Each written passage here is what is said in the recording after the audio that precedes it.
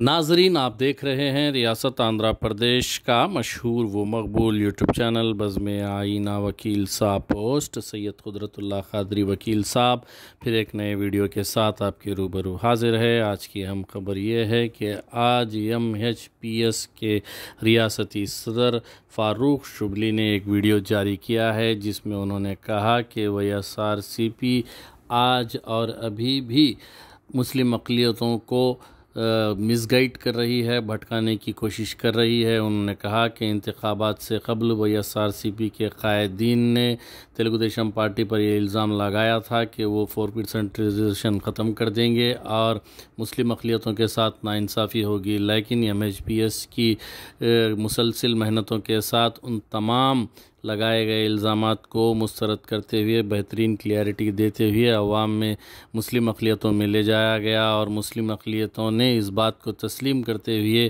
Telugu Desam party की तायद की और तेलुगु देशम पार्टी बड़ी तादाद में इक़्तिदार में आई है।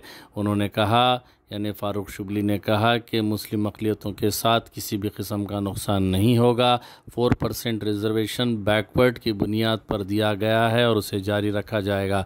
उन्होंने कहा कि नारा चंद्रबाबू नायडू हो या नारा लोकेश हो, वो मुस्लिम अक़लियतों से मोहब्बत करते हैं और हर तबके के साथ इंसाफ करेंगे। आप देखिए खुसूसी रिपोर्ट। सैयद कुदरतुल्लाह क़ादरी वकील साहब को दीजिए इजाज़त। अगर आप हमारे चैनल को अब तक सब्सक्राइब नहीं किए हैं तो ज़रूर सब्सक्राइब करें, लाइक करें, शेयर करें, कमेंट करें, बेल बटन दबाना ना भूलें ताकि लेटेस्ट वीडियोस आप तक बआसानी से दस्तयाब हो सके। तेलुगु में जारी करदा इस वीडियो को आप बगौर मुकम्मल वीडियो सुनें ताकि आपको फ़ारूक शुबली की बात आसानी से समझ में आ सके। जय हिंद फ्रेंड्स, अस्सलामु अलैकुम वरहमतुल्लाहि वबरकातुहू।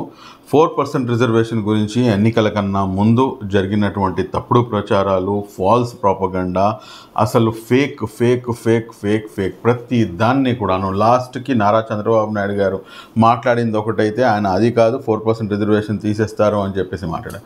బీజేపీ పురంధేశ్వరి గారు మాట్లాడకపోతే బీజేపీ పురంధేశ్వరి గారు ఏబిఎన్లో వచ్చినట్టుగా మాట్లాడారు.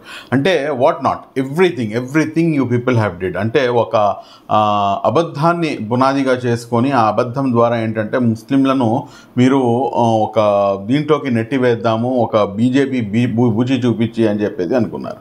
కానీ అవన్నీ కూడాను అవాస్తవం అని చెప్పేసి అల్హమ్దులిల్లా అప్పుడు మన టీం మొత్తం కూడాను చాలా స్ట్రాంగ్గా దాన్ని డిఫెండ్ చేయడం జరిగింది.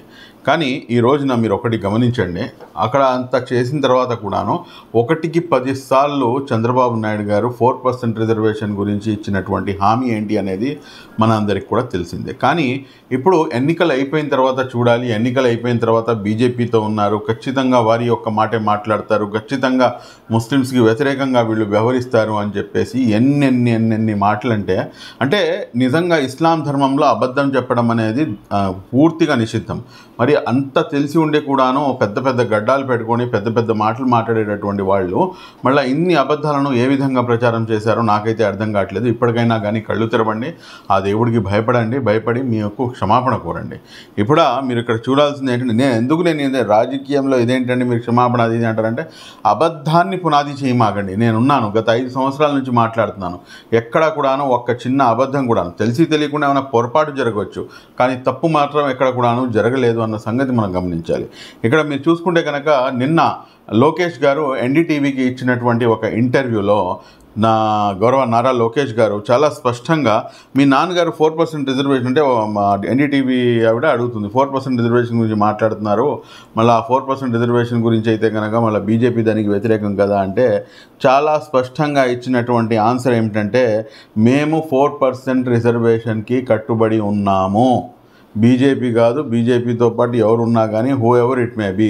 అంటే అదేంటండి మళ్ళీ వాళ్ళు దీనికి ఇది చెప్తారు కదా, అంటే ఇది అపీజ్మెంట్ పాలిటిక్స్ అని చెప్పేసి బీజేపీ వాళ్ళు చెప్తారు కదా అంటే, ఇది చాలా చక్కటి సమాధానం ఇవ్వడం జరిగింది. ఆయన ఇచ్చినటువంటి సమాధానం ఏమిటంటే, ఇది అపీజ్మెంట్ పాలిటిక్స్ ఏ మాత్రం కూడాను కాదు, ఇది సోషల్ జస్టిస్, సామాజిక న్యాయము. ముస్లింలలో అనేక మంది బిలో పావర్టీ లైన్ BPL కిందకు ఉన్నారు, వాళ్లలో మనం పర్ క్యాపిటా ఇన్కమ్ ఇన్కమ్ పెంచాలంటే కనుక వాళ్ళని సమాజంలో అందరితో పాటు ఈక్వల్గా నుంచోపెట్టాలంటే కనుక ఖచ్చితంగా వాళ్ళకి రిజర్వేషన్స్ అనేది అవసరం. ఆ రిజర్వేషన్స్ కూడాను మత ప్రాతిపదికన కాకుండా కులాల ఆధారంగా, అంటే ఏదైతే వృత్తులు ఉన్నాయో ఆ వృత్తుల ఆధారంగా ఇచ్చారు అని చెప్పేసి చాలా స్పష్టంగా చెప్పడం జరిగింది. అదేవిధంగా యూనిఫామ్ సివిల్ కోడ్ గురించి కూడాను అడగడం జరిగింది. యూనిఫామ్ సివిల్ కోడ్ గురించి మీరు బాబు will accept for uniform civil code అని చెప్తే దానికి కూడాను చాలా చాకచక్యంగా చాలా మంచి సమాధానం ఇవ్వడం జరిగింది. దీనిపై నేను ఎక్కడా కూడాను నేను మాట్లాడదలుచుకోవట్లేదు, మీడియాతో మాట్లాడదలుచుకోవట్లేదు. మా యొక్క ఇది ఏమిటంటే మీరు మాకు సపోర్ట్గా ఉన్నారు కాబట్టి మీరు ప్రతి దాన్ని కూడా సపోర్ట్ చేయడానికి అంటే కనుక మేము అలా చేయడానికి సిద్ధంగా లేము. క్లోజ్ డోర్స్ వేసి మమ్మల్ని కన్విన్స్ చేయండి. దాని తర్వాత మేము ఎవరైతే ఆ సామాజిక వర్గాలు ఎవరైతే దానికి వ్యతిరేకంగా ఉంటారో వాళ్ళతో కూడా మేము డిస్కస్ చేస్తాము. దాని తర్వాత వచ్చేసి అప్పుడు మేము దీనిపై ఒక స్టాండ్ తీసుకుంటాము. బాబు గారు మోదీ గారినైనా కన్విన్స్ చేయవచ్చు, మోదీ గారు బాబు గారినైనా కన్విన్స్ చేయవచ్చు క్లోజ్ డోర్స్ మధ్యలో అని చెప్పేసి చాలా చక్కగా మీడియాతో మాట్లాడటం జరిగింది. కాబట్టి ఇక్కడ మాకు ఫేసు బీజేపీ కాదు, ఫేసు కేవలం తెలుగుదేశం పార్టీ, ఫేసు నరేంద్ర మోదీ కాదు, ఫేసు నారా చంద్రబాబు నాయుడు గారు అన్న సంగతి మనమందరం కూడాను గమనించాల్సినటువంటి అవసరం ఉంది. నిజంగా నిన్న లోకేష్ గారు ఏదైతే కమిట్మెంట్ ఎన్నికల కన్నా ముందు చెప్పారో అదే మాటని ఎన్నికల తర్వాత కూడాను చెప్పి నిజంగా శభాష్ అని చెప్పేసి అనిపించుకున్నారు. నారా లోకేష్ గారికి మైనారిటీ హక్కుల పరిరక్షణ సమితి తరపున మనస్ఫూర్తిగా ధన్యవాదాలు తెలియజేస్తున్నాను. Thank you very much. జై హింద్. అస్సలాము అలైకుం వరహమతుల్లాహి వబర్కాతుహు.